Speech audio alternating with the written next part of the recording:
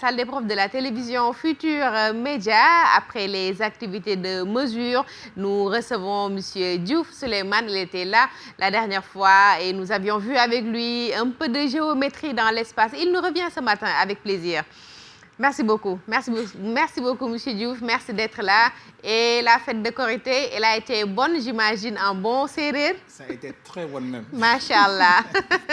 Merci beaucoup. En bon séeréer, on a su quand même prendre la mesure nécessaire. Je vais vérifier avec les voisins des contrairement à mes parents Peul, qui eux, je suis sûr qu'ils n'en peuvent plus. Nous, au moins, nous sommes là et nous sommes bien présents. On verra bien. En tout cas, inspecteur Damsek, lui, je pense, il a pris un sacré coup avec la poule ou bien le coq, je ne sais pas trop. En tout cas, il n'est pas là ce matin avec nous dans la salle des profs, mais bien des choses à lui, M. Seck. En attendant, nous sommes avec M. Diouf au tableau. Et ce sont les maths qui reviennent avec plaisir. Donc, je dirais d'abord Deoneti Balelma ak Balnalen.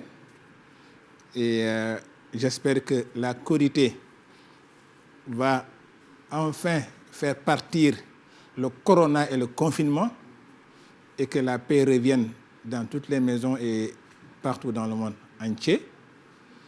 Donc, avant la Korité, on avait ici parlé du cône et je vous donner un exercice concernant donc le chapeau de paille de Grenier à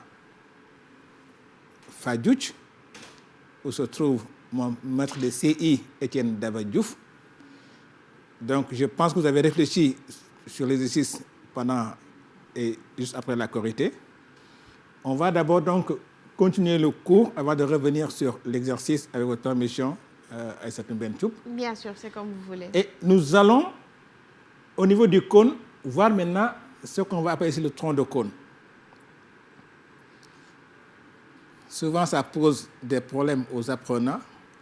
Or, c'est une chose que nous rencontrons presque partout dans la maison, pour ne pas dire au restaurant. D'abord, le volume d'un cône. Le cône est ce qu'on peut appeler ici l'objet pointu. Dans le cône, nous avons ici une base. Si c'est un cylindre, on a 2 disques de base. Pour le cône, on a seulement un disque de base et un chapeau pointu. Les objets pointus là, leur volume, c'est exactement le tiers du cylindre qui a donc ici 2 disques de base. Volume du cylindre, c'est quoi? C'est base fois hauteur. Donc, volume du cône, c'est quoi? C'est 1/3 de base fois hauteur. La base étant donc l'aire du disque de base seulement. Alors, maintenant, si je prends un cône, je coupe le cône avec ici donc une coupe transversale. C'est une section, bon, pas transversale, parce que c'est comme ça, mais c'est une section de cône au niveau donc, n'est-ce pas, de la hauteur. Là, on obtient ici un petit cône, et ce qui reste maintenant ici sera seulement ce qu'on appelle ici un tronc de cône. Ça, c'est le cône réduit, et ça, c'est le tronc de cône. Ce qui est valable en termes de formule de calcul au niveau du cône restera valable au niveau du petit cône, sauf que les mesures seront réduites.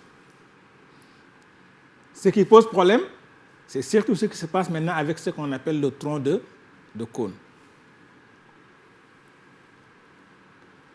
Alors, au niveau de la coupe ici, au niveau de la section, nous avons ici la forme triangulaire avec ici donc la hauteur du cône, la hauteur du tronc de cône qui est H'. Et évidemment donc H moins H' sera seulement la hauteur du petit cône ou bien du cône réduit. Alors, Thalès nous dit quoi? Que la hauteur du petit cône sur la hauteur du grand cône sera égale exactement au rayon de base du petit cône sur le rayon de base du grand cône. Et ça, donc, c'est une constante K, qui est seulement appelée ici la constante de réduction. Elle est très importante, parce que c'est ce qui va nous permettre, connaissant les dimensions du grand cône, retrouver directement les dimensions du petit cône et donc, par ricochet, les dimensions du tronc de cône. Alors, le petit cône, ou bien cône réduit, sera seulement ici égal à quoi? Pour trouver son aire, on va seulement multiplier l'aire du grand cône par quoi? Par K au carré.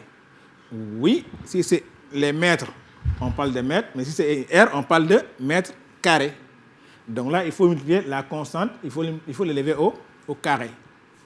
Si c'est le volume, par contre, il faut multiplier K seulement il faut élever K au cube. Maintenant, le volume du tronc de cône, c'est seulement quoi? C'est le volume du cône de départ auquel on a enlevé le volume du cône réduit. Et donc là, maintenant, on obtient seulement le volume du tronc de cône. C'est pareil pour l'aire du tronc de cône. Ce sera l'aire du grand cône où on a seulement enlevé l'aire du petit cône, surtout. Donc, l'aire latérale, si vous voulez. Voilà ce qu'on va avoir ici. Alors, ces cônes, on les retrouve un peu partout, bien les troncs de cône. Ça, c'est une tasse bien connue par les Peuls, souvent utilisée pour boire du lait, ou bien une tasse de café, comme aime bien utiliser M. Sanoussi Ba pour prendre son café. Et vous voyez bien que c'est la forme d'un tronc de cône.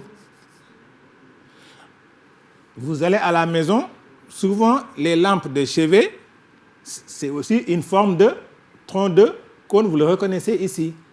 Donc ça, c'est des objets qu'on retrouve pratiquement partout dans la maison. Il suffit seulement d'identifier la forme. Maintenant, le problème, c'est quoi? Comment calculer une surface latérale, l'aire de la surface latérale, ou bien comment calculer le volume de ce tronc de cône, et c'est souvent ce qui est posé dans les exercices. Alors, ici, au lieu de prendre un contexte, j'ai pris une tasse qui a la forme d'un tronc de cône. On a mesuré ici la hauteur, ça fait 10 cm. Le petit disque qui est en bas, on mesure, ça donne ici un rayon de 3 cm. Le grand disque, on mesure, ça nous fait un rayon de 4 cm. Consigne, comment trouver l'aire de la surface latérale de la tasse et comment trouver le volume de cette tasse. Chers apprenants, vous pouvez à la maison prendre un objet qui a la forme d'un tronc de cône et faire la même chose. Et donc, attention aux fayennes, il ne faut pas comparer votre tasse à la tasse du frère pour dire que le volume est plus grand ou bien est plus petit. Ce n'est pas ça l'objectif. Alors, consigne, toujours, il faut prendre ici P égale à 3,14. Vous voyez très souvent, bien pour ne pas dire toujours, si on vous demande de calculer la circonférence d'un cercle, l'aire d'un disque ou bien le volume d'un objet comme des cylindres ou bien les cônes, on fixe la valeur de pi. Comme ça, au moins, il y aura harmonie. Sinon, chacun peut y aller de son côté. Donc, on vous donne de prendre seulement pi égale à 3,14. Donc, pi peut varier. En fait, pi ne varie pas, mais c'est que pi n'est pas une valeur exacte. D'accord. 3,14, voilà, il y a ainsi de suite. D'accord. Au centième près. C'est pourquoi chez nous, les CRR, on n'a pas la valeur de pi, bien qu'on connaissait la valeur. Ça, c'est notre histoire. Parce que, M. Ndour, quelqu'un te dira, je vais construire un grenier qui a un périmètre de 4 tours de bras. Or, la circonférence d'un cercle est liée à pi. Donc, si on peut d'avance connaître la circonférence, c'est que déjà on avait pi de manière camouflée. Mais puisque pi n'est pas maîtrisable, souvent on donne seulement une valeur approchée qui ici est donnée 3,14. Alors, première chose à faire, puisque je connais les rayons du petit disque et celui du grand disque, je peux trouver la constante de réduction K qui nous permettra de passer des dimensions du grand cône vers les dimensions du petit cône. K sera ici égal à quoi? C'est 3 cm sur 4 cm. Il est important, il est là. Maintenant, ce qu'il faut faire, c'est qu'il faut retrouver le cône de départ qui n'apparaît pas ici.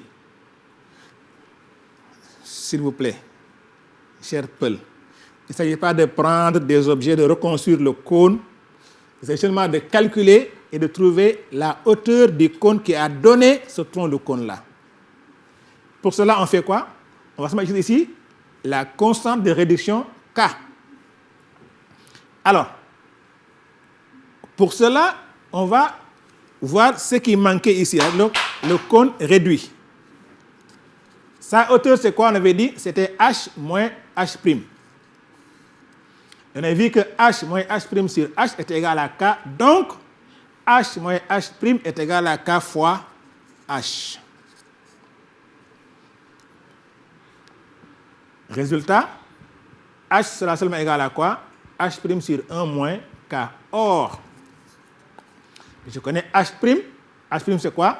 C'est la hauteur du tronc de cône qui est seulement ici combien? 10 cm. Connaissant H' et K, je calcule, je vais donc H égale à 40 cm. Ça veut dire quoi donc? Ce cône qui a donné le tronc de cône qui est là, eh bien, le sommet sera ici à une distance égale à 40 cm. Maintenant que j'ai retrouvé le grand cône, je vais faire ici quoi? Je vais calculer d'abord l'aire latérale du grand cône. Ça fera ici donc quoi? Puisque je connais H, la formule, S c'est pi R, racine carrée de H carré plus R carré. Donc ça fait donc ici environ, parce que là aussi, puisque pi, on a fait une valeur approchée, là aussi c'est une racine carrée, ça ne tombe pas sur une valeur exacte, c'est environ 504,91 cm si on arrondit. Alors, maintenant,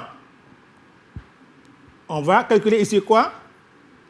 L'aire de la surface latérale du tronc de cône qui est égal à quoi? C'est S moins S'. Or, S' c'est égal à quoi? C'est K au carré multiplié par S. K c'est combien? 3 quarts. Au carré, ça fait quoi? Ça fait seulement ici 9 16e. Donc ça fait S moins 9 16e de S. Ça fait seulement ici 7 16e de S. Et donc, puisque je connais S, je calcule donc ici, ma tasse a une surface latérale qui est seulement égale à quoi? 220,90 cm². Pour le volume, le raisonnement est le même. Donc, ce sera à faire à la maison.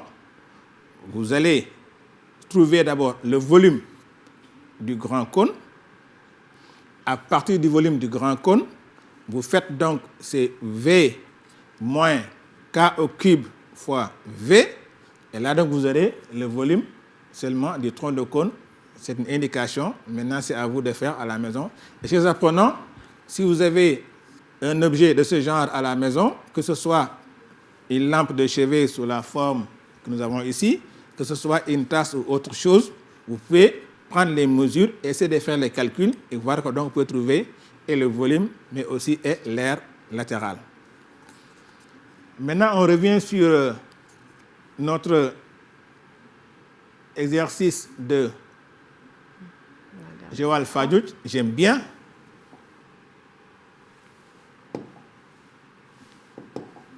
Senghor doit être bien content de vous. En tout cas. Et si Etienne Dava est content de moi, je suis déjà... C'est vrai, les maîtres de CI, c'est quelqu'un qu'on n'oublie jamais. Jamais. Ce lundi de rentrée, quand il m'a pris par la main pour me mener dans la classe, c'est comme si c'était hier. Le premier jour à l'école? Et je ne vous dirai pas c'est quelle date. J'irai chercher dans les archives. En tout cas. Donc ici, On avait comme contexte l'approche de l'hivernage, comme chez nous autres parents serrères, les greniers étant ici couverts de chapeaux de paille. Eh bien, pour éviter que l'eau entre dans le grenier, on a souvent besoin de mettre une toile avant de mettre la paille, comme ça au moins ça va retenir les eaux de pluie. Et que donc ici, ton papa maintenant voulant mettre la toile, sachant que le chapeau a une forme de cône, eh bien, il a besoin de connaître la surface latérale du cône pour éventuellement savoir donc combien de mètres de toile il doit acheter au minimum. Je dis au minimum parce que si c'est 4 mètres qui est nécessaire, s'il en achète 10, eh bien, il va couvrir, bien sûr, le chapeau.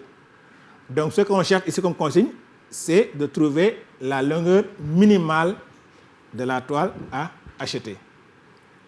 Alors, pour cela, qu'est-ce qu'on doit faire?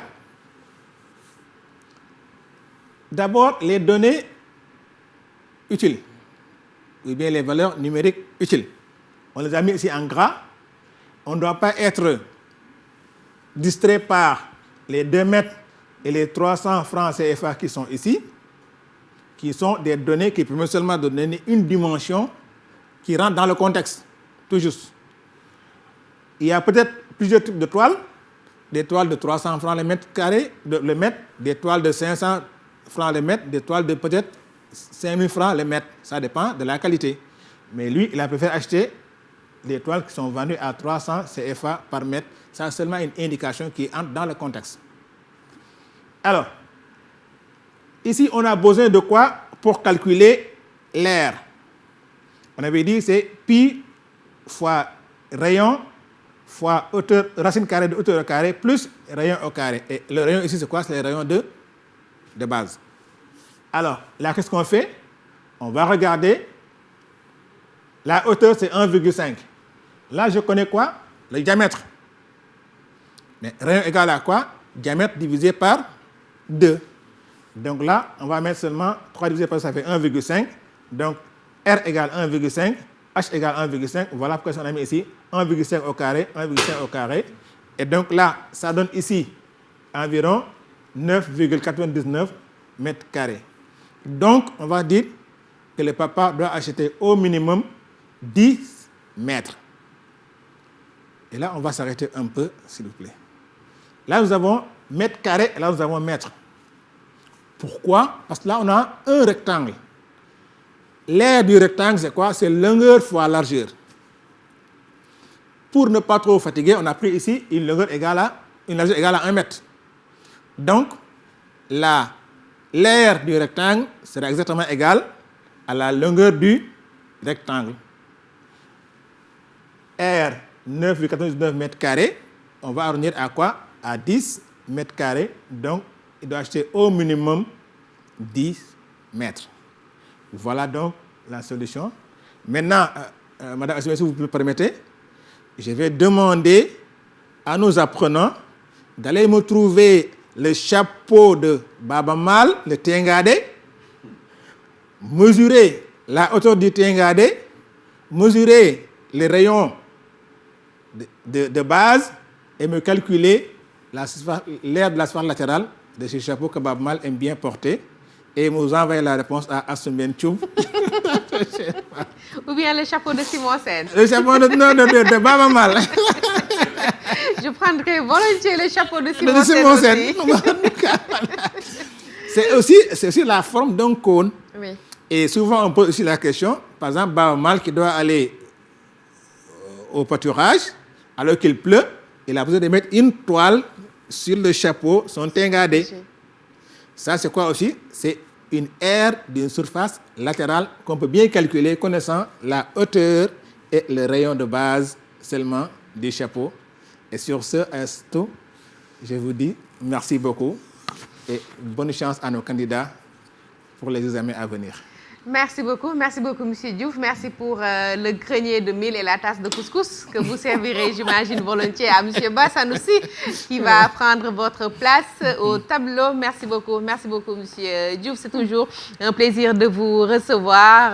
En plus des explications, vous y mettez beaucoup d'humour et ça fait plaisir. Merci beaucoup. C'est toujours un plaisir de vous recevoir.